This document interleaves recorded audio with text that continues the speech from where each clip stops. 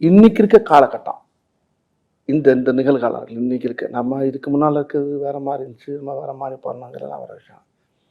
இன்னைக்கு காலங்களில் இன்னைக்கு இருக்க இளைஞர்கள் மத்தியில் இன்னைக்கு நிறைய இன்னைக்கு வந்து இந்த இந்த இந்த கதை ரொம்ப ஒரு சமூக விழிப்புணர்வை ஏற்றக்கூடிய சொல்கிற அளவுக்கு இந்த கதையில் அந்த திரைக்கதை அமைஞ்சிருக்கு.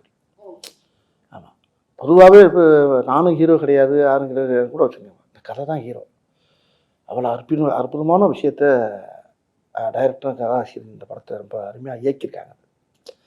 ரொம்ப முக்கியமான விஷயம் என்னன்னா, மக்கள் இந்த படத்தை பார்க்குறப்ப ஒரு ரொம்ப பேருக்கு ஒரு பெரிய விழிப்புணர்வாக இருக்கும். அது ஒன்று.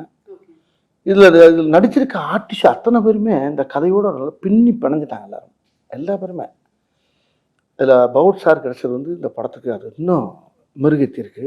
அதுதான் இன்னொன்று அந்த இப்போ இந்த ட்ரெயிலரை பார்த்து எல்லாரும் ஆளுக்கு ஒரு கதை எழுதுறாங்க, ஒவ்வொரு கதையாக எழுதிட்டு வர்றாங்க. இப்போ அந்த கதையில் 4-5 கதை எங்களுக்கு கிடைச்சிருக்கு. அதே டைரக்டர் ஆட்டையை போட்டு பண்ணலாம்னு இருக்காரு. ஆமா, இல்ல அவங்க சொன்னது அது புதுசா இருக்கு, அது ரொம்ப இன்ட்ரெஸ்டிங்கா இருக்கு. ட்ரெய்லரை வச்சு அவங்க ஒரு கதை சொல்லிட்டு இருக்காங்க. இது நல்லா இருக்கே, இது அது இது அதோட இது ஒரு ஒவ்வொரு மாதிரியா இருக்கு. ஆனா அந்த கதையில இருக்க விஷயங்கள் வந்து மக்களுக்கு ரொம்ப படமா நீங்க பாக்குறப்ப